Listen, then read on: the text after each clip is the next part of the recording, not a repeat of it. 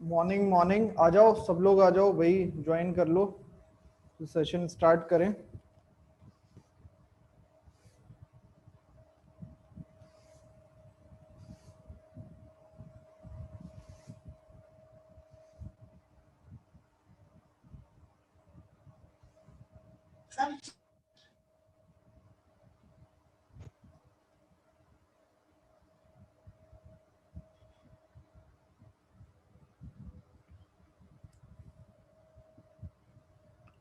मेरी आवाज सबको आ रही है ना? क्लियर है?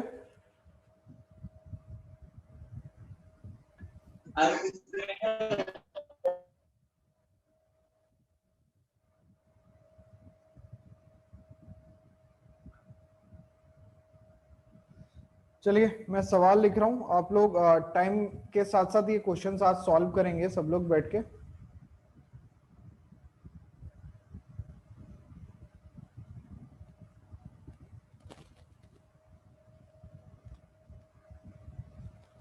रिकॉर्डिंग तो ऑलरेडी चल रही है सर।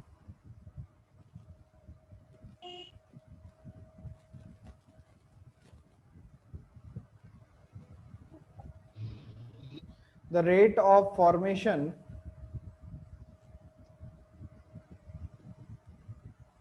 असाइनमेंट्स में डाउट्स हैं? हाँ, आप मेरे को डाउट्स बता दीजिए, कौन कौन से क्वेश्चंस में डाउट है। विल ट्राई कि हम उसके क्वेश्चंस हम कर लेंगे सॉल्व।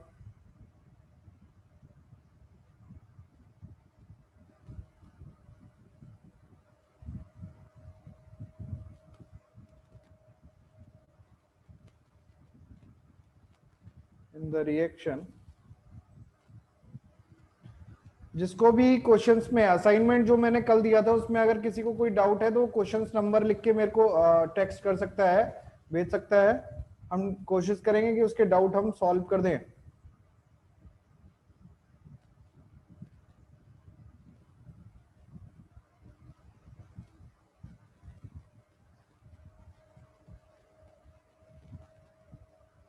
ठीक है। 8, 24, 45, 47, 29, 44। ओके।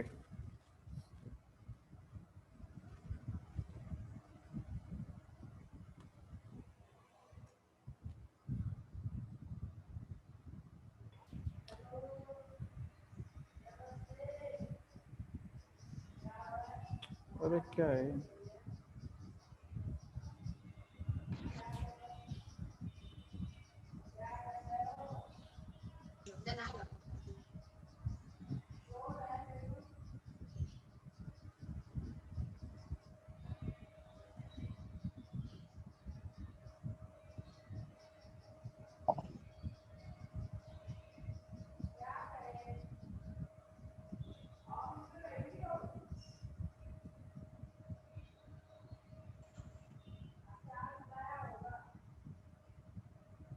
ओके, चलो देखते हैं क्या होगा उसमें, क्या होगा यहाँ पे, है ना।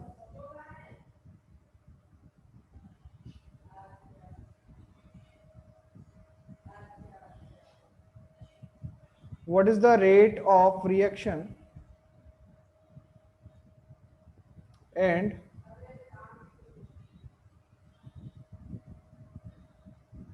the rate of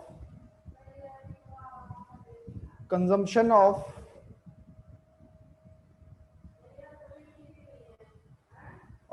NOBR? चलिए, इसको सॉल्व करके मुझे आंसर बताइए। तब तक मैं आपके असाइनमेंट के बारे में देखता हूँ। 8, 24, 45, 47, 39 क्या था?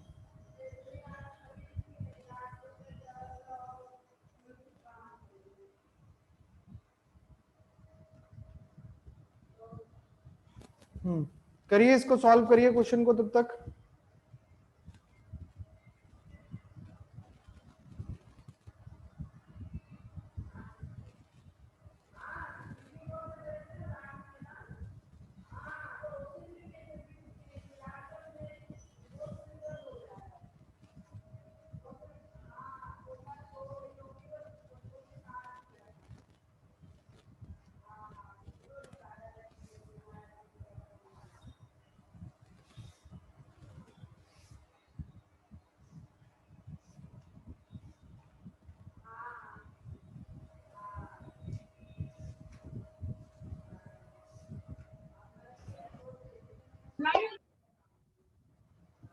करिए, सॉल्व करिए, क्वेश्चन क्या है।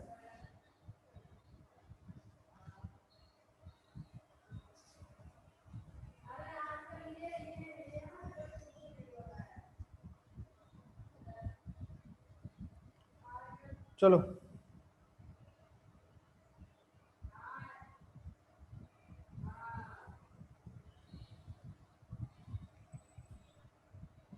आज एक्चुअली तबीयत थोड़ी ढीली है तो आज बोलने में थोड़ी परेशानी हो रही है।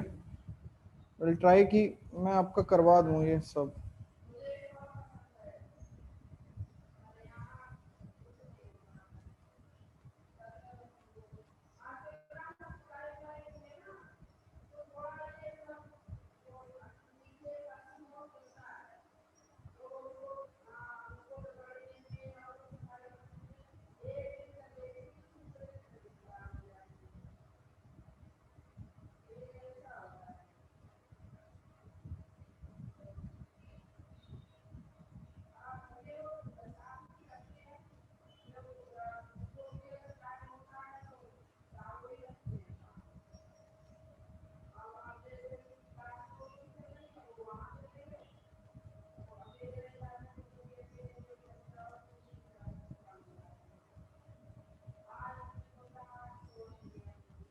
नहीं नहीं, मैं बता दूंगा, ऐसी कोई दिक्कत नहीं है।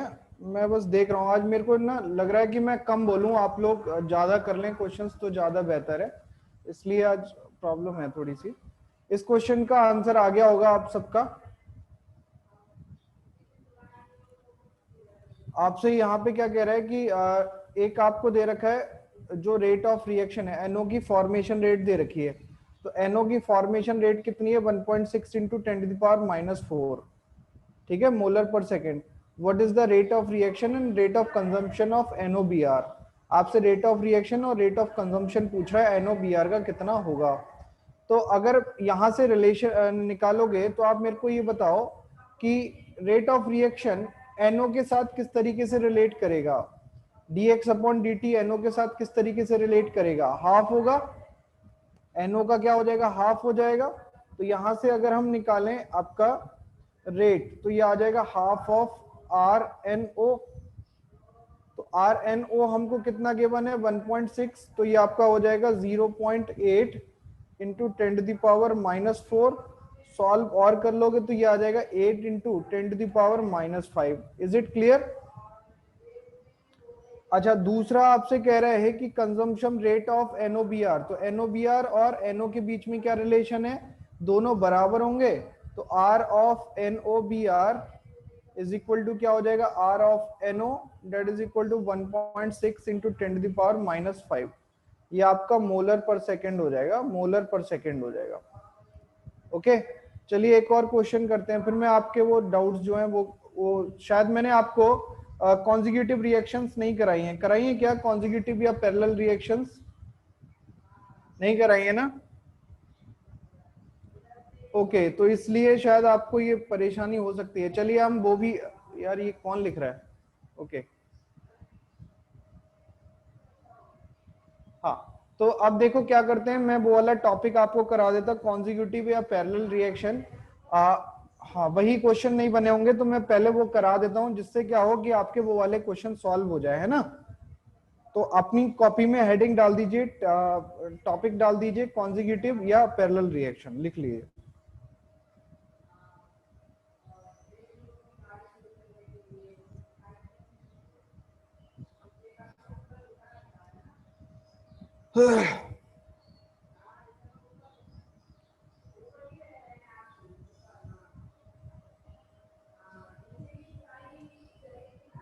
चलिए, हाँ, अपनी कॉपी में हेडिंग डालिए आप आज की पैरेलल रिएक्शन।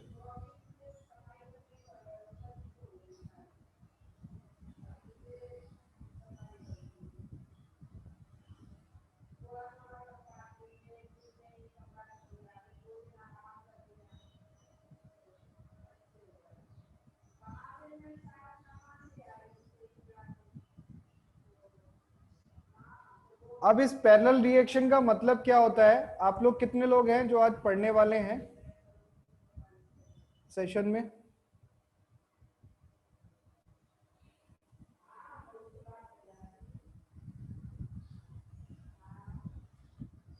हाँ जी, हाथ उठा रहे हैं। ओके चलिए, 3 लोग, 4 लोग, ठीक है, 6 लोग, 8 9 10 12 13 15, ठीक है। आप 20 तक अगर होंगे तो ठीक है भाई, पढ़ाने में अच्छा लगेगा आज, ठीक है। कोई बात नहीं, मैं समझ गया सुरुचि, ठीक है, कोई दिक्कत नहीं है। अब हम बात कर रहे थे इस बात की कि भाई पैरेलल रिएक्शन एक्चुअली क्या होती है। तो कई बार आपने देखा होगा कि कोई एक रिएक्टेंट दो अलग अलग पाथ से जाके दो अलग अलग प्रोडक्ट बना सकता है। ये आपने देखा है, कोई एक रिएक्टेंट दो अलग अलग पाथ से जाके दो अलग अलग रिएक्शन बना सकता है। जैसे आपने एक एल्कोहल की रिएक्शन देखी होंगी, तो एल्कोहल है, अगर आपने ऑर्गेनिक पढ़ा है तो एल्कोहल के अंदर आपने एक चीज देखी होगी कि एल्कोहल को अगर आप कंसंट्रेटेड H2SO4 से ट्रीट करा रहे हो और दो अलग अलग टेम्परेचर पे ट्रीट करा रहे हो, तो आपके दो अलग अलग प्रोडक्ट बनते हैं। एक जगह ईथर बन जाता है और एक जगह आपका क्या बन जाता है, एल्कीन बन जाता है। ये आपने शायद सबने पढ़ा होगा, ये वाली रिएक्शन है ना। तो ऐसी रिएक्शन में जहां पे आपका रिएक्टेंट एक ही है बट कंडीशन अगर आपकी अलग अलग है, तो प्रोडक्ट क्या बन जाए, दो प्रोडक्ट बन जाए। तो ऐसी कंडीशन में अगर आपको डिकम्पोजिशन निकालना हो या रेट निकालना हो सबका, तो वो कैसे निकालते हैं, केवल और केवल हमें इसका एक्सप्रेशन याद रखना है। और अगर हमें एक्सप्रेशन याद रहेगा तो हम इस क्वेश्चन को, ऐसे क्वेश्चंस को आसानी से सॉल्व कर पाएंगे। तो जैसे देखें, मैं इसके क्वेश्चंस भी कराऊंगा। फिलहाल तो देखें, एक आपको रिएक्शन दे रखी है कि ए और ए से हम दो रिएक्शन बना रहे हैं दो अलग अलग पाथ में। एक जगह आपका बी बन रहा है और एक जगह आपका सी बन रहा है, और यहाँ पे रिएक्शन का रेट है K1 और यहाँ पे है K2, ठीक है। इतना आ रहा है समझ में। अब क्योंकि रिएक्टेंट जो है वो आपका सिंगल है, तो रिएक्टेंट तो आपका बी बनेगा तब भी आपका कम होगा, और रिएक्टेंट ए से अगर सी बनेगा तो भी आपका क्या होगा, कम होगा। और हम ये मान के चल रहे हैं ये आपकी कैसी रिएक्शन है, पैरेलल रिएक्शन है, और दोनों एक साथ ही हो रही हैं। पैरेलल रिएक्शन का मतलब है कि ये दोनों रिएक्शन एक साथ परफॉर्म हो रही है, ए से बी भी बन रहा है और ए से सी भी बन रहा है, बट दोनों के जो रेट हैं, रेट कांस्टेंट है, वो आपके क्या है, अलग अलग हैं। ए से बी का जो रेट कांस्टेंट है वो आपका K1 है, और ए से सी का जो रेट कांस्टेंट है वो आपका K2 है। यहां तक अगर किसी को कोई दिक्कत है तो बता दे।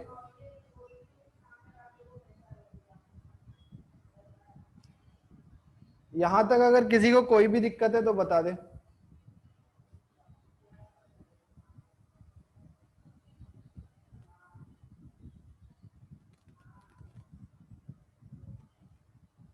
ओके चलिए, अब हम क्या करते हैं ना, एक एक्सप्रेशन लिखते हैं। आपको अगर नहीं पता है तो मैं बताते हुए भी लिखता हूं। देखिए, अगर मैं इनका जनरल एक्सप्रेशन लिखूं ए का, ए के डिकम्पोजिशन का, कि concentration of A at time T क्या होगा, तो ए कंसंट्रेशन किसी रेट कांस्टेंट के से डिक्रीज हो रही होगी। ए कंसंट्रेशन किसी रेट कांस्टेंट के से डिक्रीज हो रही होगी। Is it clear. A concentration जो है वो किसी रेट कांस्टेंट के से आपकी डिक्रीज हो रही होगी। तो हम यहाँ पे लिख देते हैं कि भाई यहाँ पे ए टी का जो ए का एक्सप्रेशन बनेगा वो क्या बनेगा, ए है हमारे पास इज इक्वल टू क्या हो जाएगा, A not E to the power minus के टी, ये बनेगा किसी पर्टिकुलर टाइम टी पे। अब ये जो के है, के आपके लिए ए के रेस्पेक्ट में क्या हो सकता है, किसी को कोई आइडिया। ए के लिए के की वैल्यू K1 K2 के टर्म में क्या हो सकती है।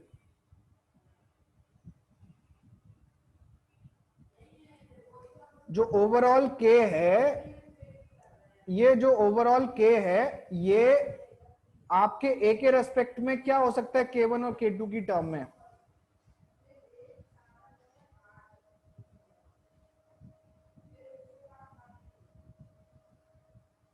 बहुत बढ़िया, K1 प्लस K2, क्योंकि भाई जो रिएक्टेंट ए है वो आपका डिक्रीज हो रहा है दो अलग अलग रेट से, एक K1 से और एक K2 से। तो ओवरऑल अगर मैं निकालूंगा तो दोनों को क्या कर दूंगा, ऐड कर देता हूं। तो यहां पे जो एक्सप्रेशन बनेगा वो आपका बन जाएगा A is equal to A not E to the power minus K1 plus K2 into t. यहां तक कोई दिक्कत किसी को।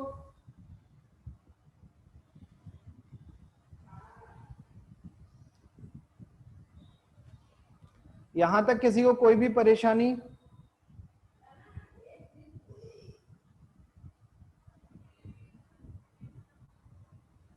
चलिए बहुत बढ़िया।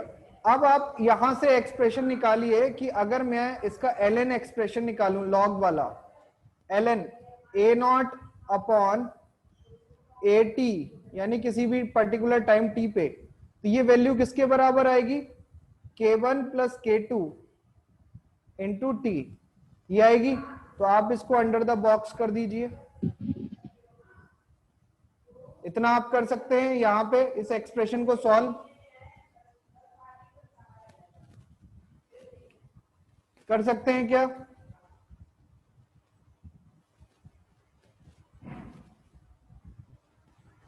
अच्छा, अब यहां से तुमसे क्या पूछ सकता है कि ए का तो चलो तुम निकाल दोगे, अगर मैं तुमसे कहूं कि बी का कंसंट्रेशन निकालो और सी का कंसंट्रेशन निकालो किसी पर्टिकुलर टाइम टी पे, तो उसका एक्सप्रेशन आपको याद रखना है। कैसे याद रखना है मैं आपको बताता हूं। देखो, आप बाकी एक्सप्रेशन ये पूरा याद रखो, बाकी एक्सप्रेशन जो भी है वो यही होगा, और इसमें चेंज क्या आएगा देखो ध्यान से। अगर मैं कंसंट्रेशन ऑफ बी निकाल रहा हूं तो बी बन किससे रहा है, ए से बन रहा है। क्या कंप्लीट ए बी में कन्वर्ट हो रहा है, क्या कंप्लीट ए बी में कन्वर्ट हो रहा है, नहीं हो रहा। तो ए का कितना पार्ट बी में कन्वर्ट हो रहा है, ए का K1 upon K1 plus K2 part जो है वो बी में कन्वर्ट हो रहा है। ध्यान से सुनना, बी के रेस्पेक्ट में बात कर रहा हूं। तो टोटल आपका कितना है, K1 और K2 दोनों सम है, दोनों का अगर मैं सम कर दूं तो फ्रैक्शन अगर निकालूंगा बी का कितना बनेगा, तो कितना आएगा, K1 upon K1 plus K2, ये फ्रैक्शन आएगा, है ना। तो यहां पे आपका बी का जो एक्सप्रेशन आएगा कंसंट्रेशन ऑफ बी, ये आपका बनेगा, क्योंकि देखो कंसंट्रेशन ऑफ बी निकालने के लिए ये जो K1 है ये किसके लिए, B1 के लिए, तो इसको आप ऊपर रखो, K1 अपॉन किस में से निकालना है, सम में से, K1 अपॉन K2 और K1 upon K1 plus K2, ये तो आपका फ्रैक्शन हो गया। किसका फ्रैक्शन हो गया, ए नॉट का, 1 minus E to the power minus के टी। अब याद रखना जो मैंने ये k लिखा है ना, यहां पे लिख देता हूं, k इज इक्वल टू क्या है आपका, K1 प्लस K2 है। तो इसमें कंफ्यूज मत होना कि कहीं आपको समझ ना आए कि k की वैल्यू क्या है, k की वैल्यू है K1 प्लस K2। अब आप इस एक्सप्रेशन को इस तरीके से भी लिख सकते हो, K1 upon k A nought 1 minus E to the power minus के टी। क्या लिख पाओगे,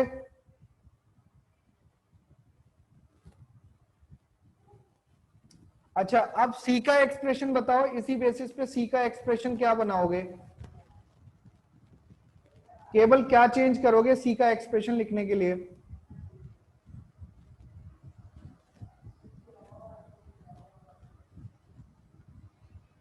बस सी का एक्सप्रेशन लिखने के लिए आप क्या करोगे, यहां पे आप K2 को लिखोगे और डिवाइड में क्या रखोगे, K1 प्लस K2।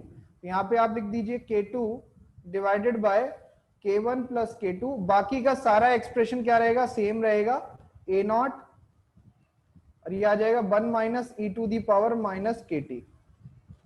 तो आपके पास दो तीन एक्सप्रेशन आ गए, एक तो ए का एक्सप्रेशन है, एक बी का एक्सप्रेशन है और एक सी का एक्सप्रेशन है। इन तीनों एक्सप्रेशन से आपको वैल्यू निकालनी होगी और यही आपके आंसर हो जाएंगे। कोई दिक्कत यहां तक,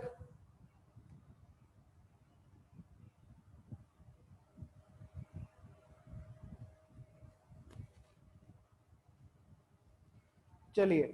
अब इसके बाद ना ये जो रिएक्शन है इसको हम बोलते हैं क्या, पैरेलल रिएक्शन। इसके अलावा एक रिएक्शन और होती है जिसको हम बोलते हैं सीरीज रिएक्शन। जैसे ऑर्गेनिक में आपने किया होगा कि ए को किसी रिएक्टेंट से ट्रीट कराया तो बी बना, बी को किसी और रिएक्टेंट से ट्रीट कराया तो सी बना, सी को किसी और रिएक्टेंट से ट्रीट कराएंगे तो डी बनेगा। ऐसी रिएक्शंस करी होंगी सीरीज रिएक्शन कन्वर्जेंस में, करी है ऑर्गेनिक में,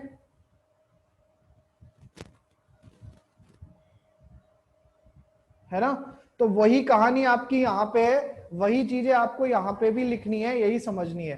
तो मान लेते हैं कि कोई रिएक्शन है हमारे पास, ये आपने नोट डाउन कर लिया ना, ये आप बॉक्स में लिख लीजिएगा ये सारी चीजें,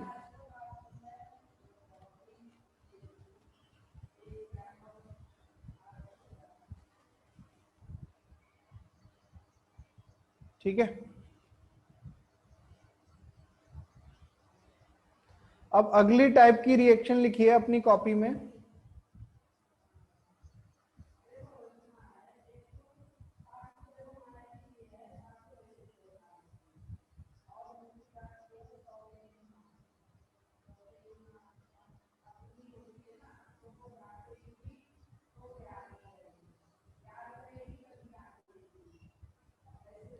कॉन्जिक्यूटिव रिएक्शंस।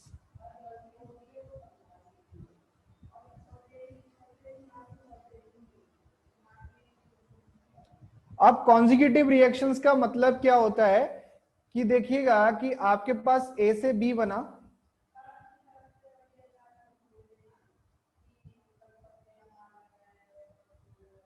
और बी से क्या बना, सी बना। ये आपकी एक रिएक्शन है।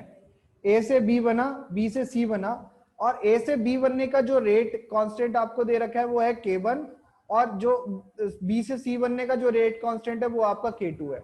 अब आप मुझे ये बताइए कि इसमें सबसे ज्यादा प्रोडक्ट, इसमें जो ए और बी और सी हम बना रहे हैं, इसमें आपको ये बताना है कि सी की कंसंट्रेशन किस पे डिपेंड करेगी, सी की वैल्यू किस पे डिपेंड करेगी, सी किस पे डिपेंड करेगा। डायरेक्टली अगर मैं पूछूं कि सी किस पे डिपेंड करेगा फॉर्म करने के लिए, तो बी पे करेगा। और बी किस पे डिपेंड करेगा, बी ए पर डिपेंड करेगा। इतना आ रहा है समझ में? तो डिपेंडेंसी अगर आपको समझ में आ रही है तो आधे से ज्यादा सवाल तो आपका यहीं पे सॉल्व हो गया। अब आप क्या करेंगे, देखें ध्यान से।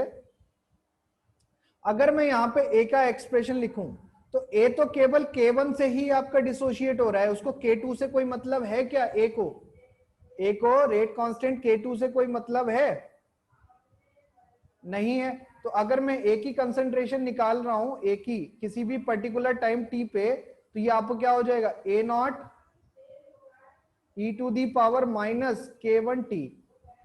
ऊपर आपको ए को जरूरत थी किसकी, K1 और K2 की। क्यों? क्योंकि दो अलग अलग रिएक्शन प्रोडक्ट बन रहे थे ए से ही।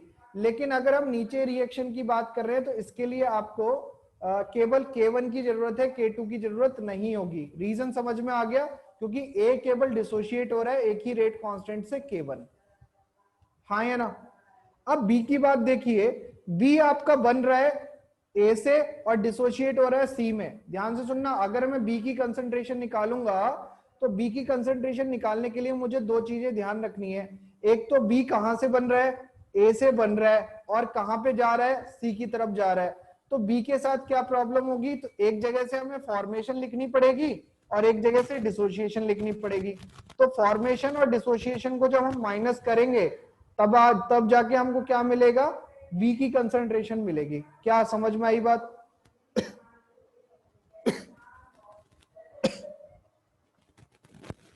आया ना? चलो, तो अगर मैं बी की कंसंट्रेशन का एक्सप्रेशन लिखूं, ये आपका क्या बन जाएगा, K1 upon K1 plus K2 A not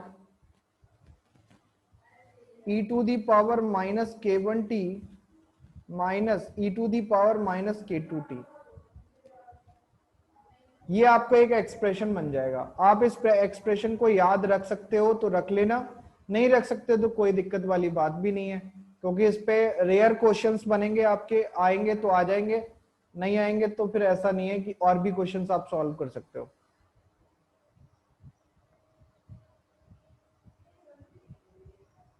अब देखो ध्यान से, एक चीज यहां पे पूछ सकता है कि भाई अगर आपसे मैं ये कह रहा हूं कि आपका बी जो है वो मैक्सिमम बनना चाहिए, तो मैक्सिमम कब बनेगा बी, बताइए। बी मैक्सिमम कब बन सकता है?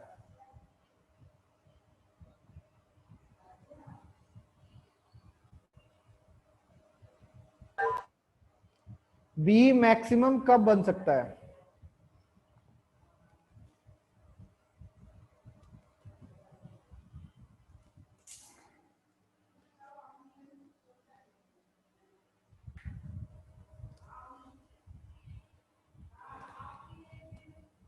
बी मैक्सिमम की कंडीशन क्या होगी? बी मैक्सिमम की कंडीशन निकालने के लिए हमें क्या करना पड़ेगा, देखो ध्यान से, ये एक्सप्रेशन आया हुआ है जेई में, डायरेक्ट पूछा हुआ था, तो हमें भी डायरेक्टली याद रखना है कि अगर बी मैक्सिमम आपसे पूछ रहा है कि बी मैक्स कितना होगा किसी भी एक कॉन्जिक्यूटिव रिएक्शन के अंदर, बी मैक्स की वैल्यू कितनी हो सकती है, तो ये हो सकती है ए नॉट K1 अपॉन K2 इसकी power K2 upon K1 plus K2। ये जो वैल्यू है ये आपकी किसकी है, बी मैक्सिमम की वैल्यू है। और इससे पूछेगा कि जब बी मैक्सिमम था तो टाइम मैक्सिमम कितना था, तो टी मैक्स निकालने का जो फॉर्मूला है वो आपको याद रखना है, 1/K1 minus K2 ln K1/K2। ये आपको क्या हो गया, टी मैक्सिमम हो गया। तो ये जो एक्सप्रेशन मैं आपको लिखवाते जा रहा हूं, ये एक्सप्रेशन आपको याद रखने हैं, बिल्कुल ही एकदम दिमाग में बिठा लीजिएगा कि इन एक्सप्रेशन को क्या होगा इनमें, ठीक है। डायरेक्टली अगर आप एग्जाम में इससे स्कोर करना चाहते हो, देखो बोर्ड में तो आएगा नहीं, बोर्ड के अलावा अगर आप इसमें किसी कॉम्पिटेटिव एग्जाम में इसको यूज करना चाहते हो तो इन एक्सप्रेशन को याद रखना। देख लो, 1-2 बार पढ़ोगे, 10 बार इस पे क्वेश्चन करोगे तो आपको याद हो जाएंगे अपने आप ही। आइए अगला देखते हैं। इसी में अगर मैं किसी भी पर्टिकुलर टाइम टी पे कंसंट्रेशन ऑफ सी निकालना चाहता हूं तो ये किस पे डिपेंड करेगी,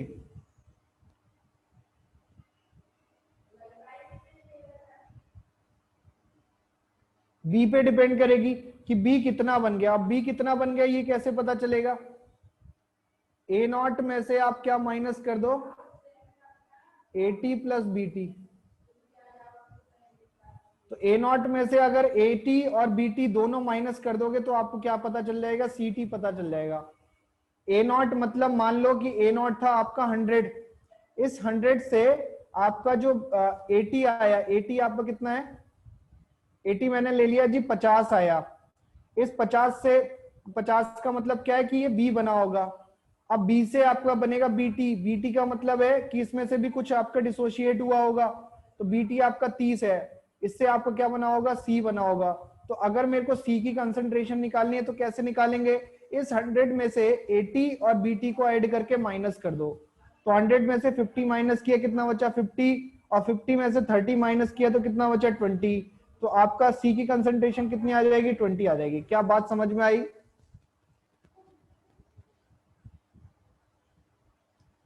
ओके, तो एक दूसरे के ऊपर डिपेंड कर रहा है। और याद रखना कि जरूरी नहीं है कि आपका 100% ही सी बनेगा, किसी कॉन्जिक्यूटिव रिएक्शन में आपका मास लॉस भी होता है और रेट के अकॉर्डिंग आपकी जो प्रोडक्ट बनते हैं, ठीक है। ऑर्डर आपका रिएक्शन का कैसा है ये भी हमें देखना पड़ेगा वहां पे।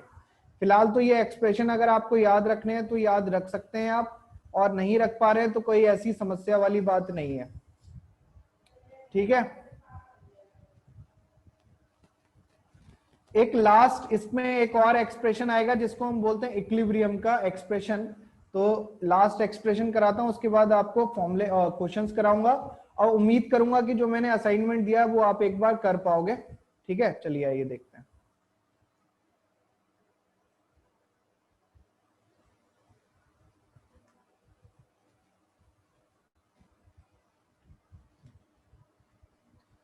नेक्स्ट लिखिए रिवर्सिबल रिएक्शन।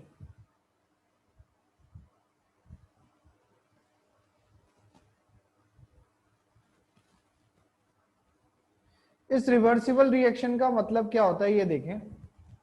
सब जानते हैं रिवर्सिबल रिएक्शन का मतलब क्या होता है, कोई ऐसा जिसने आज तक नहीं सुना हो रिवर्सिबल रिएक्शन?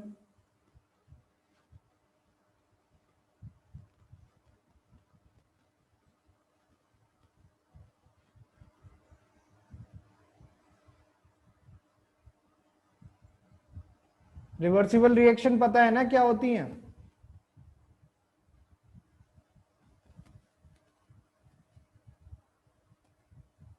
ओके चलिए, अब देखिए यहाँ पे क्या दे रखा है कि ए से बी फॉर्मेशन हो रहा है, तो इसके लिए जो कांस्टेंट दे रखा है K1 है, और इसके लिए कांस्टेंट दे रखा है K2 है। यानी बी से ए जा रहे हैं तो K2 है, ए से बी जा रहे हैं तो K1 है, ठीक है।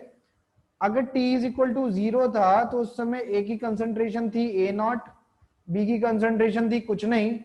जब t is equal to T आया टाइम, तो इस समय ए की कंसंट्रेशन क्या हो गई, ए नॉट माइनस एक्स, ये आपकी कितनी हो गई, एक्स हो गई। यहां तक कोई दिक्कत? और अगर मैं कह रहा हूं T is equal to T equilibrium है, तो टी इक्विलिब्रियम पे यहाँ पे हमने लिख लिया ए नॉट माइनस एक्स ई, और यहाँ पे आपका क्या बन गया, एक्स ई बन गया।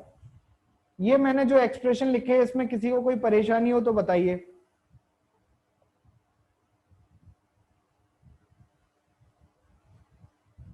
ठीक है, तो अगर आप इसके लिए आप रेट का एक्सप्रेशन, रेट कांस्टेंट का एक्सप्रेशन लिखेंगे तो बनेगा आपका K1 plus K2 is equal to 2.303 upon T log, ये कौन सा बेस लॉग होगा, 10 बेस या ई बेस?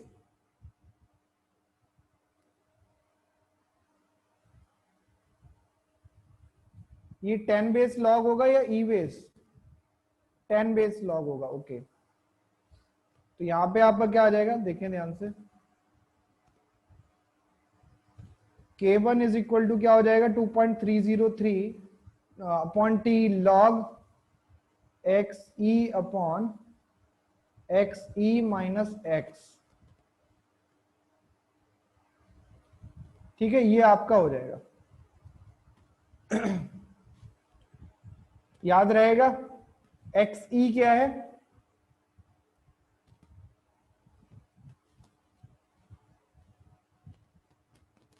एक्स ई क्या है, एक्स ई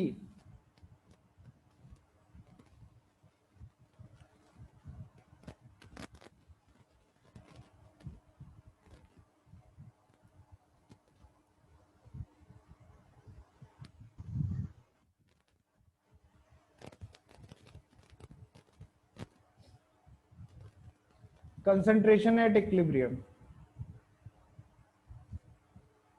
कैसे आया, ये रिवर्सिबल रिएक्शन को आप कॉन्जिक्यूटिव रिएक्शन समझ के जब सॉल्व करेंगे तब आपका आएगा ये। ठीक है, इनके आपके डेरिवेशन एग्जाम में नहीं आते हैं, और फिर भी अगर किसी को डेरिवेशन सीखना हो, समझना हो, तो पर्सनली मिल सकता है, बात कर सकता है डेरिवेशन सीखने के लिए।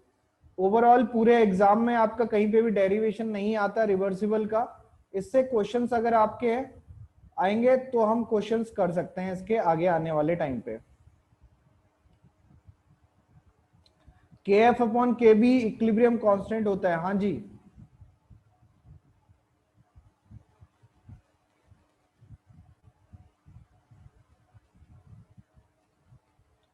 हाँ पूछिए क्वेश्चन।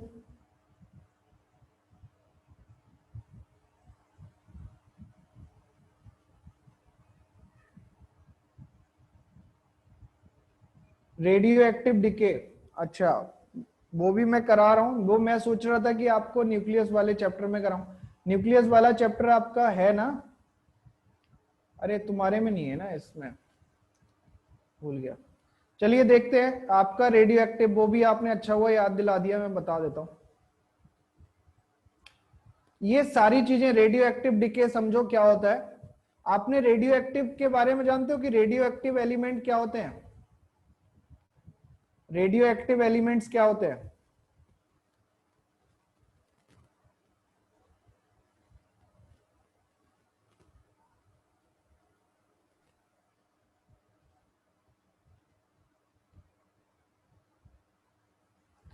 तो रेडियो एक्टिव, हाँ रेडियो एक्टिविटी दिखाते हैं। देखो ध्यान से सुनना, रेडियो एक्टिव का मतलब क्या है। आपके पास एक न्यूक्लियस है, ठीक है, या एटम है, एटम के पास हमारा क्या है, एक न्यूक्लियस है।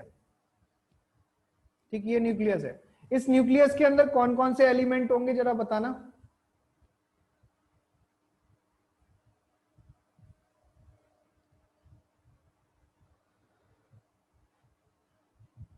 न्यूक्लियस के अंदर आपके कौन कौन से एलिमेंट होंगे? हाँ, आपके होंगे न्यूट्रॉन एंड प्रोटॉन। अब क्या होता है कि न्यूट्रॉन और प्रोटॉन के साथ हम जो आपका एटॉमिक मास है वो डिफाइन करते हैं।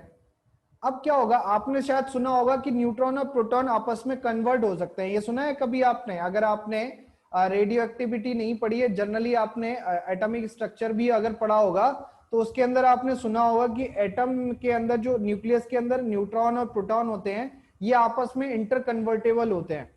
यानी किसी भी पार्टिकल को आप न्यूट्रॉन नहीं बोल सकते, किसी पार्टिकल को आप इलेक्ट्रॉन प्रोटॉन नहीं बोल सकते, क्योंकि जो प्रोटॉन आज है वो कल को क्या हो सकता है, न्यूट्रॉन में कन्वर्ट हो सकता है। तो यहाँ पे होता क्या है, देखना ध्यान से, कि प्रोटॉन होता है 1p1 और न्यूट्रॉन होता है आपका कितना, 0n1। ये आपका क्या होता है, न्यूट्रॉन होता है।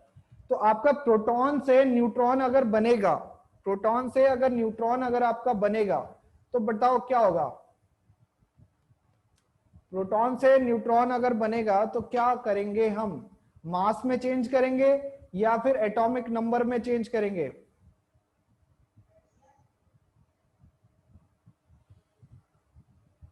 मास में चेंज करेंगे या एटॉमिक नंबर में चेंज करेंगे?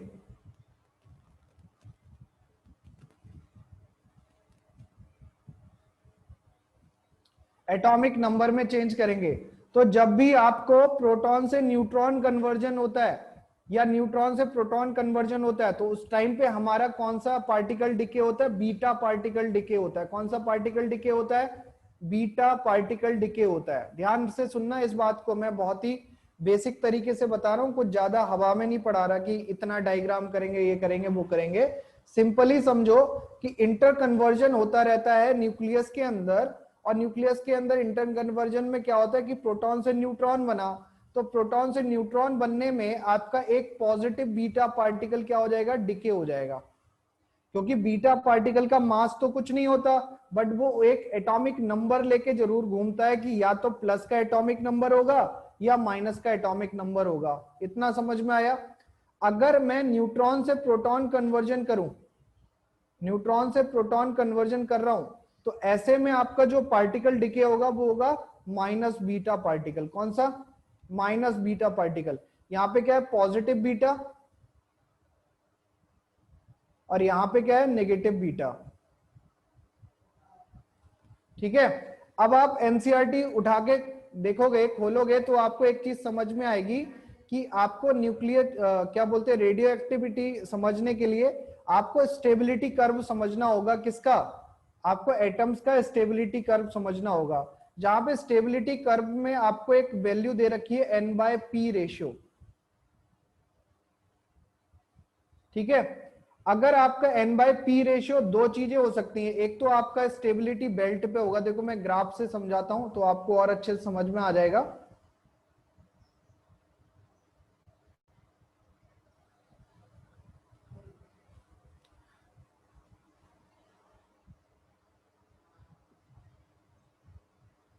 ये एक ग्राफ है ना?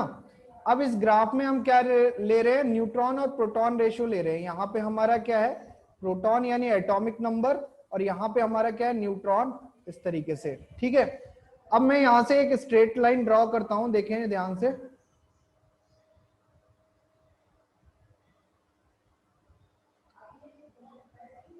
ये आपकी जनरली एक स्ट्रेट लाइन है कि भाई आपका ऐसा होना चाहिए कि जितने नंबर ऑफ प्रोटॉन है उतने नंबर ऑफ न्यूट्रॉन होने चाहिए। लेकिन हमने अगर एटॉमिक नंबर के बाद साथ साथ एटॉमिक मास को ट्रेंड देखा होगा, तब आपको समझ में आया होगा कि एटॉमिक मास जो है उसमें क्या होता है कि डबल से भी ज्यादा होता चला जाता है जैसे जैसे एटॉमिक नंबर इंक्रीज होता जाता है। सुना है? कभी देखा है, ऑब्जर्व किया है कि डबल से भी ज्यादा हो जाता है? जैसे आपका आयरन का एटॉमिक नंबर कितना होता है? आयरन का एटॉमिक नंबर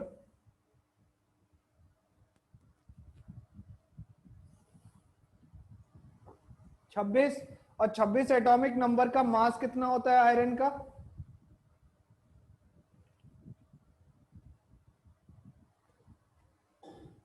56। तो यहां पे क्या हो गया कि डबल हो गया ना, डबल से भी ज्यादा हो गया, डबल नहीं, डबल से भी ज्यादा हो गया। ठीक है। सेम एज यहां पे एक चीज और समझें कि अगर मान लो कि आपके पास यूरेनियम है, यूरेनियम 92 होता है एटॉमिक नंबर, और उसका जो एटॉमिक मास होता है वो होता है आपका 238 या 233, 232, आपके अलग अलग एटॉमिक, 235। तो ये आपके अलग अलग एटॉमिक मास होते हैं किसके? यूरेनियम के। तो यहाँ पे 92 का अगर जस्ट डबल करोगे तो 184 आना चाहिए, बट 184 से आपका नंबर क्या आ रहा है? ज्यादा आ रहा है।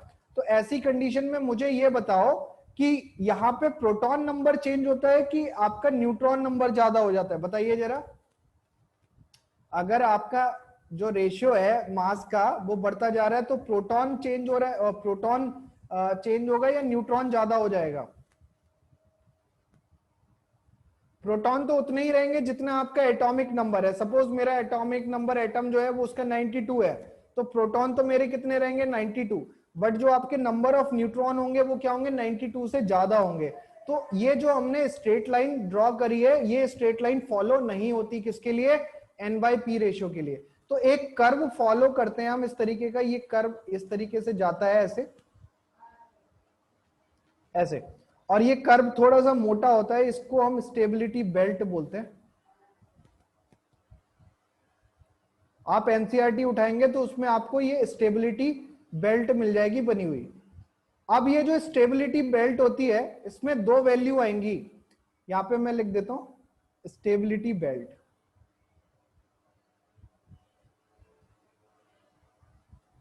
ठीक है, अब इस स्टेबिलिटी बेल्ट में क्या होगा, दो वैल्यू आपको मिलेंगी, या तो ग्रेटर देन होगी इससे या फिर लेस देन होगी। अगर आपकी n बाय पी की value n by P ratio इस स्टेबिलिटी बेल्ट में लाई करता है तो आपका कोई भी एलिमेंट रेडियो एक्टिव नहीं होता। ध्यान से सुनना कि कोई भी अगर आपका एलिमेंट है और उसका n बाय पी रेशियो इस स्टेबिलिटी बेल्ट में लाई करता है, इस स्टेबिलिटी बेल्ट के अंदर आता है, तो वो एलिमेंट कभी भी रेडियो एक्टिव नहीं होता। इतनी बात समझ में आ रही है?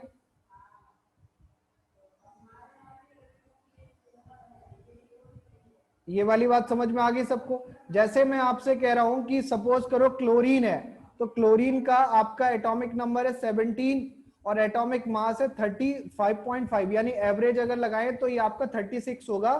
तो इसका मतलब ये है कि उसके अंदर नंबर ऑफ न्यूट्रॉन आपके प्रोटॉन से ज्यादा है, लेकिन वो आपके स्टेबिलिटी बेल्ट में अगर लाई कर रहा है तो वो आपका जो एलिमेंट है क्लोरीन वो आपका रेडियो एक्टिव नहीं होगा।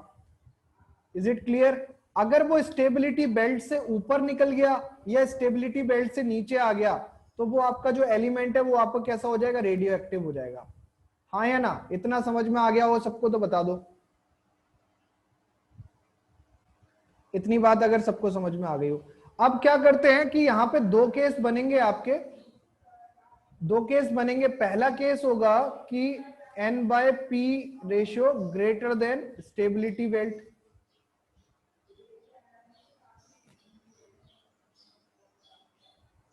ठीक है, n बाय पी रेशियो जो है वो स्टेबिलिटी रेंज से क्या है, बड़ा है।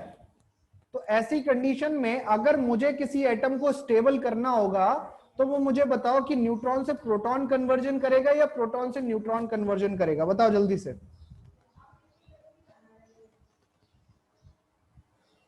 आपका नंबर ऑफ न्यूट्रॉन औकात से ज्यादा है, स्टेबिलिटी बेल्ट में आपका नंबर ऑफ न्यूट्रॉन क्या हो गया, ज्यादा हो गया, तभी आपका रेशियो क्या हो गया, ग्रेटर देन हो गया।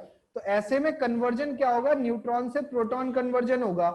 और न्यूट्रॉन से प्रोटॉन कन्वर्जन जब भी होता है तो आपका क्या निकलता है, पॉजिटिव बीटा या नेगेटिव बीटा?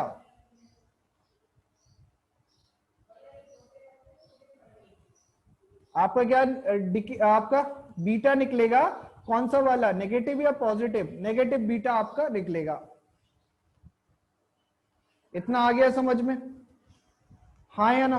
तो अगर मैं तुमसे कहूं कि यूरेनियम 235 है, तो आप आंख बंद करके बोल सकते हो कि जी यूरेनियम 235 होगा तो उसमें से नेगेटिव बीटा डिके होगा। कौन सा, क्या डिके होगा, नेगेटिव बीटा डिके होगा। हाँ या ना? इतना क्लियर है सबको? और एक और बात याद रखिएगा कि जब भी आपका डिके होगा ऐसी कंडीशन में, तो जो प्रोडक्ट आएंगे उनका जो एटॉमिक नंबर का सम होगा वो आपके रिएक्टेंट के एटॉमिक के नंबर के सम से ज्यादा होगा। ये भी एक कॉन्सेप्ट है, अपने दिमाग में बिठा के रखिएगा कि जो भी आपका n बाई पी रेशियो अगर ग्रेटर देन स्टेबिलिटी रेंज है तो आपका जो भी प्रोडक्ट बनेगा, प्रोडक्ट में आपका जो एटॉमिक नंबर होंगे वो आपके क्या होंगे, किससे ज्यादा होंगे, आपके रिएक्टेंट से ज्यादा होंगे। फॉर एग्जांपल, अच्छा देख लो इसका एग्जांपल देखो।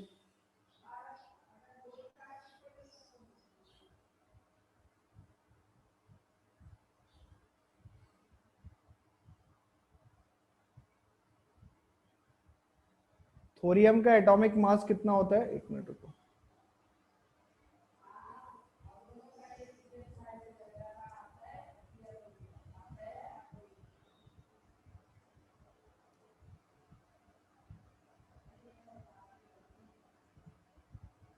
टू 32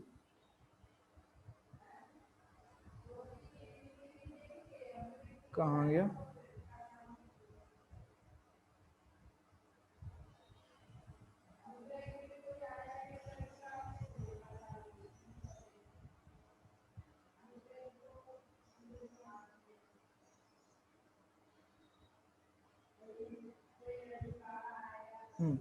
आपको ये दे रखा है और आपसे कह रहा है कि इसमें आप ये बताइए कि नंबर ऑफ पार्टिकल कितने डिके होंगे,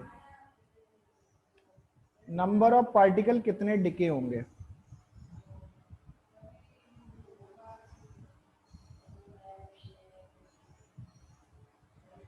नंबर ऑफ पार्टिकल का मतलब है कितना बीटा डिके होगा, कितना अल्फा डिके होगा। अभी मैंने आपको अल्फा के बारे में नहीं बताया है, फिर भी आप ट्राई कर सकते हैं अगर करना चाहें तो।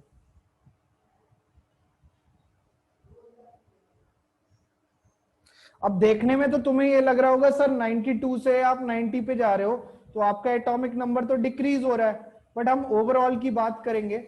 ओवरऑल तो वैसे कांस्टेंट रहता है, फिर भी आपको मैं समझाने की कोशिश करता हूं कि शायद आप समझ जाए, शायद।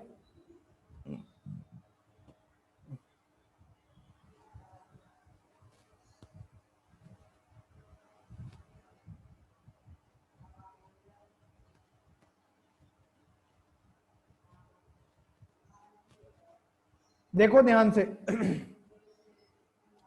मास में कितना चेंज आ रहा है, मास में कितने का चेंज आ रहा है,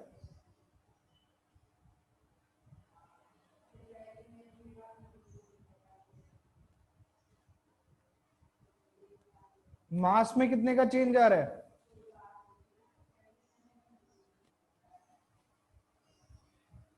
अच्छा देखो ध्यान से सुनना, किसी भी आपकी रेडियो एक्टिव रिएक्शन को अगर आपको बैलेंस करना है तो कैसे करेंगे, मैं बहुत ही शॉर्ट ट्रिक बता रहा हूं, इसको अपने दिमाग में बिठा लीजिएगा, आपको क्वेश्चन कभी भी गलत नहीं होगा। क्या करो, सबसे पहला step, mass balance by adding 2He4।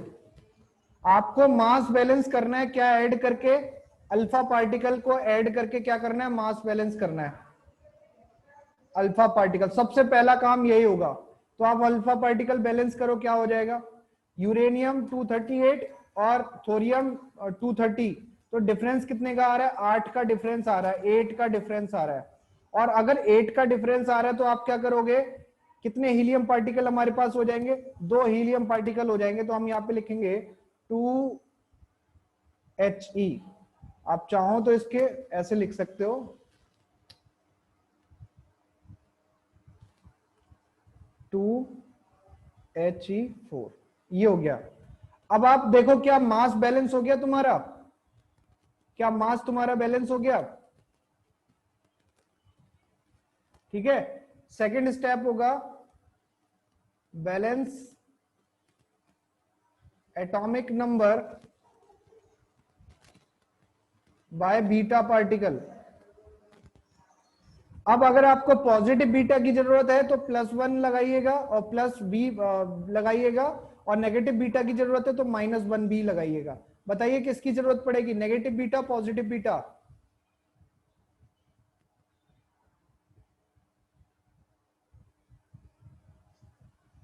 यार बेटा नेगेटिव बीटा की जरूरत पड़ेगी ना, देखो टोटल यहाँ पे प्रोटॉन कितने हैं 92, और यहाँ पे प्रोटॉन कितने हैं 94। भैया हीलियम के भी तो आप काउंट करोगे, अल्फा पार्टिकल के कितने प्रोटॉन है, 2, और कितने हैं 2 4, तो 4 प्रोटॉन इधर हो गए, 90 हो गए, 94 हो गए, इधर है आपके 92, तो कितना एक्स्ट्रा है प्रोडक्ट साइड में, 2 एक्स्ट्रा है, तो हम क्या करेंगे, माइनस बीटा पार्टिकल डिके करेंगे। आया समझ में।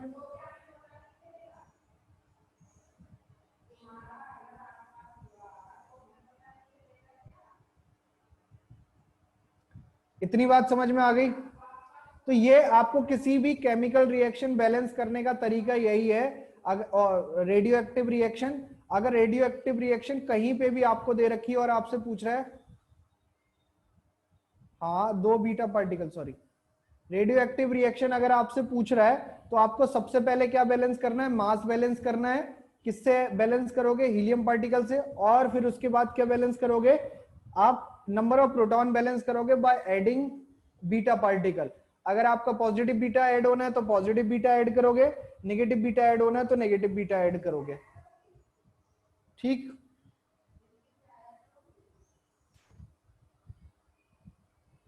अच्छा चलो अब देखो यहाँ पे ध्यान से, अब इनकी केमिकल काइनेटिक समझो, इनकी काइनेटिक कौन सी होती है,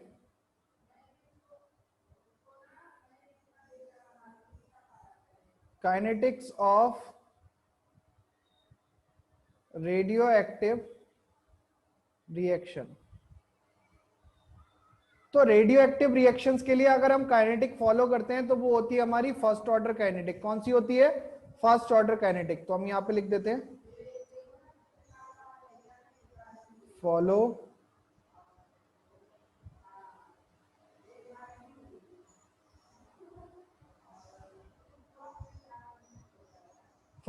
फर्स्ट ऑर्डर रिएक्शन। कौन से ऑर्डर रिएक्शन को फॉलो करता है? First order reaction. अब आपको करना क्या है, देखिएगा जितने भी आपकी फर्स्ट ऑर्डर इक्वेशन है आपको केवल और केवल क्या करना है, के को रिप्लेस कर दीजिए लैम्डा से। क्या करना है? के को रिप्लेस कर दीजिए लैम्डा से। इसको हम बोलते हैं डिके कांस्टेंट।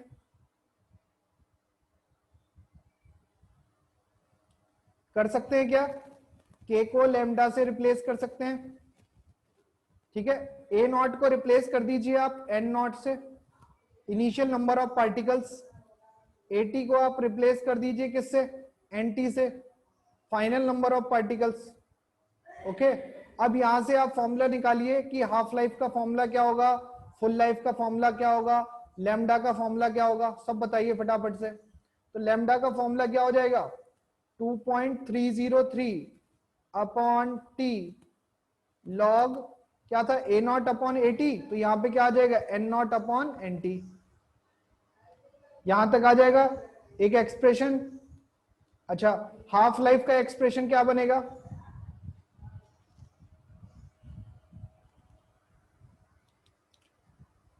जिए तो जिए कैसे बिन आपके। हाँ जी, हाफ लाइफ का एक्सप्रेशन क्या बनेगा? 1/2 is equal to 0.693 divided by lambda. चलिए, यहां तक आपको समझ में आ गया?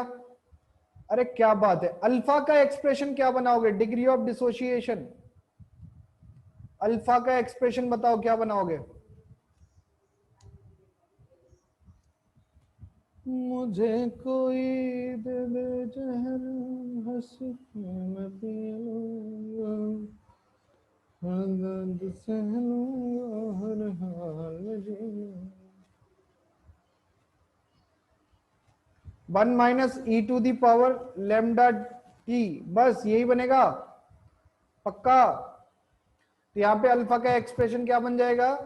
1 minus E to the power minus lambda T, ये बनेगा।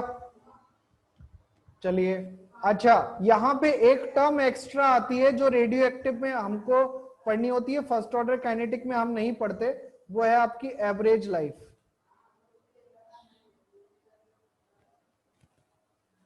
ये बहुत ही इंपॉर्टेंट टर्म है जो आपको जनरली याद भी रखनी है।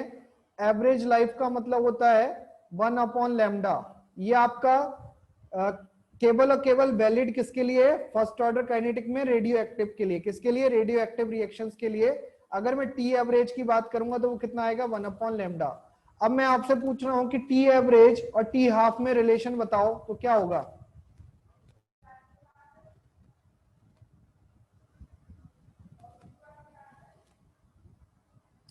टी एवरेज और टी हाफ में रिलेशन बताओ। हाँ जी, लैम्डा दिया होगा, नहीं तो टी एवरेज दिया होगा, कुछ तो दिया ही होगा।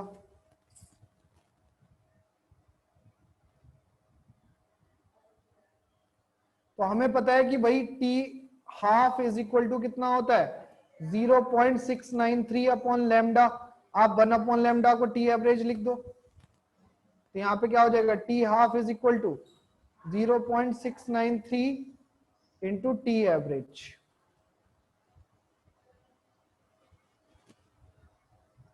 इतना आ गया? क्लियर? सबको समझ में आ गया? T half is equal to 0.693 T average.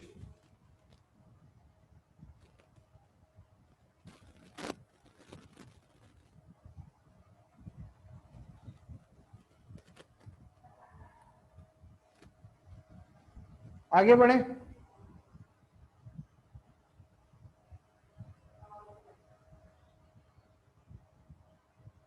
चलो एक क्वेश्चन लिखते हैं। अब यहां पे इस पूरे चैप्टर में इतना ही कुछ है, तो मैंने आपको सब करा दिया। अब आप एक बार फिर से डीपीपी सॉल्व करिएगा। अच्छा, आपके कौन से चैप्टर्स रह गए हैं ये आप मेरे को एक बार बता दीजिए। कौन कौन से चैप्टर आपके रह गए फिजिकल केमिस्ट्री में? काइनेटिक हो गया है, सॉल्यूशन हो गया है, इलेक्ट्रो हो गया है या रह गया है? मेरी आवाज बाकी सबको क्लियर आ रही है ना?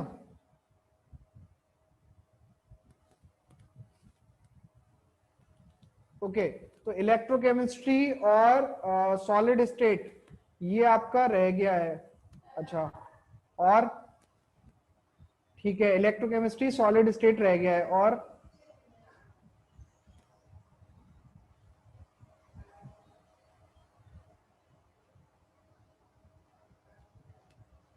इसके अलावा और कौन सा रह गया है? अच्छा सर, अच्छा, तो फिजिकल केमिस्ट्री अभी हुआ नहीं है मतलब?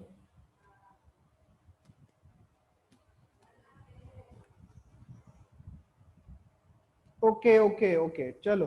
तो अगला चैप्टर जो हम स्टार्ट करेंगे कल, कल के लेक्चर में नहीं, मतलब नेक्स्ट लेक्चर में, तो वो हम करेंगे इलेक्ट्रोकेमिस्ट्री। ठीक है। इसके बाद देखो डीपीपी सॉल्व कर लेना। अच्छा, एनसीईआरटी आपके सबके पास होगी।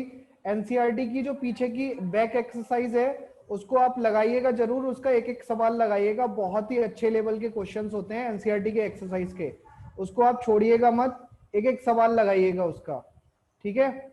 और हम एनसीईआरटी के फिर एक से लेके जितना भी आपका होगा, एक से लेके 30 जो क्वेश्चंस है, 1 to 30 क्वेश्चन एनसीईआरटी के, वो होमवर्क पे है, वो आप करेंगे। अगर उसमें किसी को डाउट होगा तो वो बताया जाएगा लेक्चर में। ठीक है। ओके।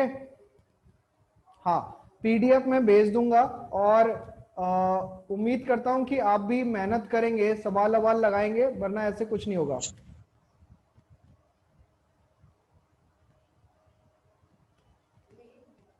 हाँ, वो बेटा आपके सिलेबस में नहीं है, वो एक्चुअली डीपीपी किसी और की थी, वो मैंने आपको ऐसी भेज दी थी, वो मिक्स डीपीपी थी।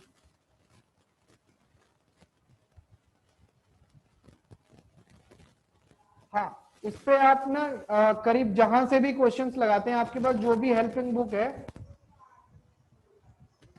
हाँ, जो भी आपके पास हेल्पिंग बुक है वो आप लगाइए। साथ ही साथ मैं केवल इस बात के लिए कह रहा हूं कि एनसीईआरटी मैंडेटरी है, वो तो आपको लगानी लगानी है। एनसीईआरटी के जो जो भी एक्सरसाइज क्वेश्चन है वो तो करने ही करने हैं, उसमें आपको कुछ भी नहीं छोड़ना है। चाहे आप कोई भी चैप्टर करिए, ऑर्गेनिक का, इनऑर्गेनिक का, फिजिकल का, एनसीईआरटी का एक्सरसाइज एक एक क्वेश्चन आपको सॉल्व करना है। मैं आपको कुछ एक्स्ट्रा असाइनमेंट नहीं दूंगा जब तक आप एनसीईआरटी नहीं करोगे, आज से ये सब बंद कर दूंगा मैं। ठीक है। अगर आपको सीबीएसई में अच्छा स्कोर करना है, प्लस नीट और जेई के लिए अगर आपको अच्छा करना है, तो एनसीईआरटी को ऐसे घोट लो कि तुम्हें उसमें से कोई भी क्वेश्चन आए तो आपको दिक्कत ना हो। पता चला कि हम दुनिया भर के चीजें करते रहे और एनसीईआरटी हमें नहीं आती, तो वो बेकार है। ठीक है।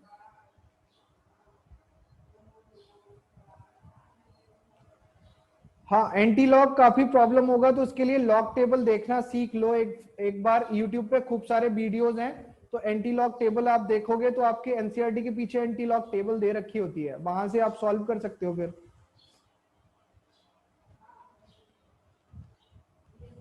ठीक है। एंटी लॉग टेबल देखना आप ना एक बार यूट्यूब से ही सीख लेना, क्योंकि मेरे को इतनी जरूरत नहीं पड़ती, तो मैंने उतनी सीखी भी नहीं है ये लॉग टेबल देखना। ओके। सॉल्व में एक डाउट है, आप लोगों के पास मेरा कांटेक्ट नंबर, अच्छा ये पीडीएफ आपको मिलेगी, इसमें मेरे कांटेक्ट डिटेल होंगी, तो उसमें आप मेरे को कांटेक्ट कर सकते हैं। ठीक है। हाँ, एज्यूट्रॉप में किसी में भी प्रॉब्लम हो भेज देना, विल ट्राई कि मैं आपका सोल्यूशन दे पाऊँ। बाकी आपके जो अवंती के मेन टीचर है नीलभ सर, उनसे आप बात कर सकते हैं, उनसे आप कांटेक्ट कर सकते हैं। ठीक है। मैं आपका मेन टीचर नहीं हूं, मैं आपको बेसिकली जो भी पढ़ाने आया हूं वही पढ़ा रहा हूं। ठीक है।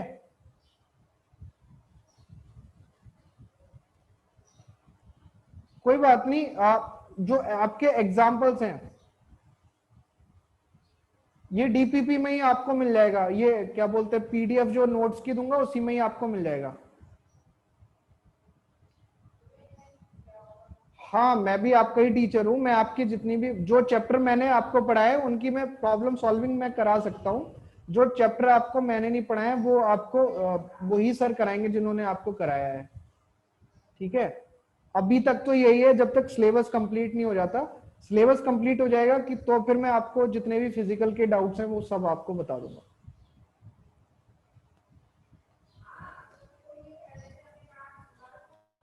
ठीक है, तो एक क्वेश्चन सॉल्व करो और फिर सेशन एंड करते हैं। क्वेश्चन देख लो एक।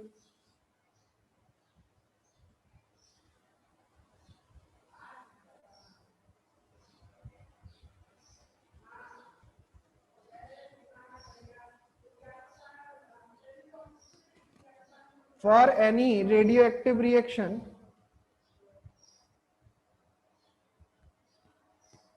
हाँ बेटा पीडीएफ आपके व्हाट्सएप ग्रुप में ही आएगा, बट एक्चुअली मैं आपको यहाँ पे लाइव क्लासेस में नहीं दे सकता ना कॉन्टेक्ट डिटेल। ठीक है, वहीं पे मिलेगी और मैं आपके व्हाट्सएप ग्रुप में नहीं हूँ एक्चुअली। ठीक है, for any radio active reactions the average life is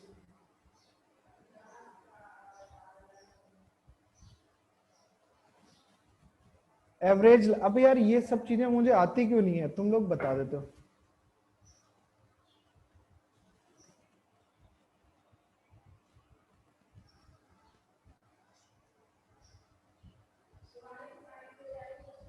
तो आप देखें for any radio active reaction average life is 6.93 into 10 to the power -3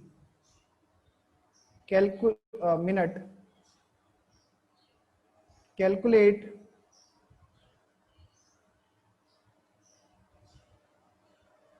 T 75%, T 99.9% and T 90%। चलिए करिए।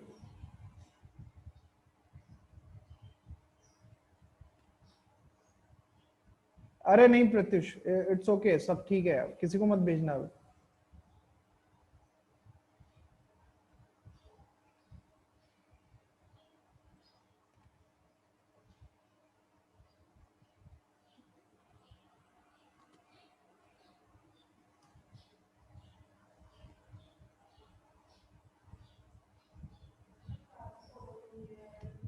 करिए, सॉल्व करिए इस क्वेश्चन को।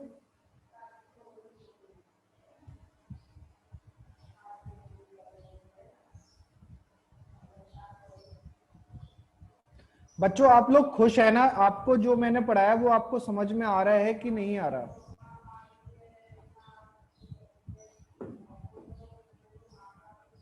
देखिए आपका रिजल्ट सबसे इंपॉर्टेंट है मेरे लिए, बाकी तो ये सारी चीजें इधर उधर की वो तो अलग है, उनसे कोई फर्क नहीं है। आप लोगों के लिए, आप लोगों के साथ मेरा जो इम्पोर्टेंस रोल है वो ये है कि आपको समझ आना चाहिए बस। नहीं आ रहा है तो ईमानदारी से बताना, उसका या तो सोल्यूशन निकलेगा या फिर आपके लिए कोई और अरेंजमेंट किया जाएगा, है ना? तो उसके लिए कोई ऐसे परेशान मत होना।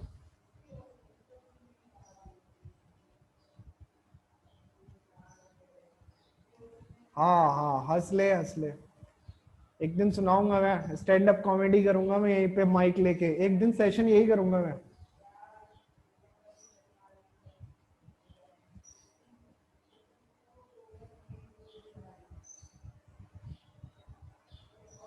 हाँ बड़े टिकट टिकट बेच लें क्या इसके, मतलब मैं निकाल दूं क्या कि इस दिन कॉमेडी सेशन है और टिकट विकेट बेच लेते हैं,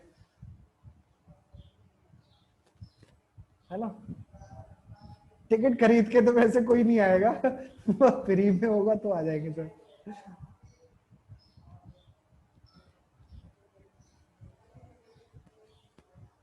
हाँ जी, आंसर आ गया इसका। बहुत बढ़िया प्रगति।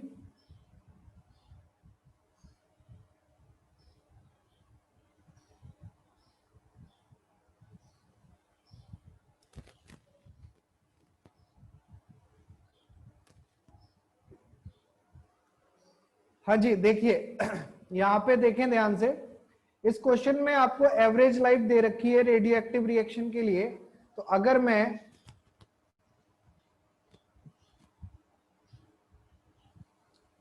ये मैंने कुछ ज्यादा वैसा नहीं कर दिया, ये रिएक्शन बहुत कॉम्प्लिकेटेड नहीं हो जाएगी?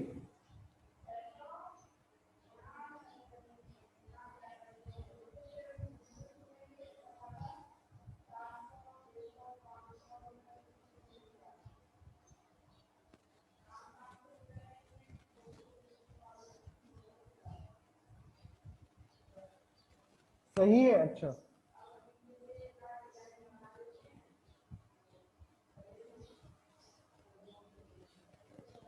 हाँ एक्चुअली ना क्या हुआ कि ये जो मैंने टर्म लिखी है ये बहुत ज्यादा गलत हो गई। एक काम करिए, जिसने भी किया है ये इसमें ना चेंज कर लीजिए।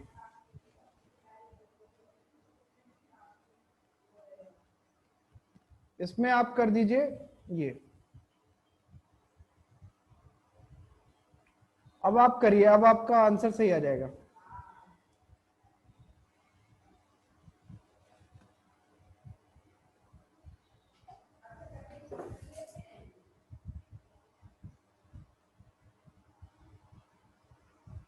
क्या आएगा इसमें आंसर, अब देखें।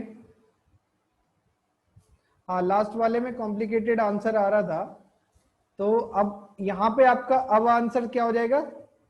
हाँ वो अब आ जाएगा सही। तो यहाँ पे हम देखें टी एवरेज आपको गिवन है, t average is equal to 1/6.93 into 10⁻³ तो अगर मैं टी हाफ निकालूंगा तो टी हाफ कितना आ जाएगा? 0.693 इंटू 1/6.93 इंटू 10⁻³ तो आपको सॉल्व करके कितना आएगा?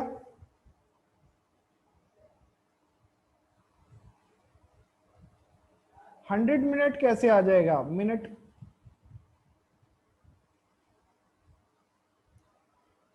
ये और ये कैंसिल आउट होगा, 10 आ जाएगा और ये आपका क्या हो जाएगा? ऊपर चला जाएगा। ठीक है, तो ये आपको आ जाएगा 10⁻⁻4 मिनट आ जाएगा। ठीक है, यही तो आएगी टी हाफ की वैल्यू। अच्छा, अब आपसे कह रहे हैं T75, तो T75 कितना हो जाएगा? 2 टाइम्स ऑफ टी हाफ, तो ये आ जाएगा आपका 2 इंटू 10⁻⁻4 मिनट। अच्छा, T99.9 ये कितना होता है? 10 टी हाफ, तो 10 टी हाफ होता है ये, तो आपको कितना हो जाएगा? 10⁻³ मिनट आ जाएगा। और लास्ट आपके पास है T90, T90% क्या होता है? 10/3 T half, sorry 10/3 T half, तो हमारा कितना आ जाएगा? 3.33 इंटू 10⁻⁻4 मिनट। तो ये आपका करेक्ट आंसर हो गया। तो अब आप एक काम करिएगा, एनसीईआरटी सॉल्व करिएगा। एनसीईआरटी में किसी को कोई परेशानी हो तो मुझे बता सकता है, और अगर आपको किसी को कुछ पूछना हो तो पूछ सकता है अभी भी।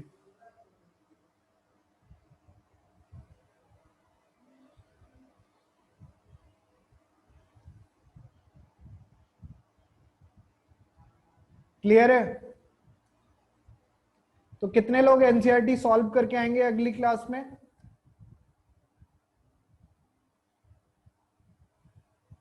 एक, बस 2, 3।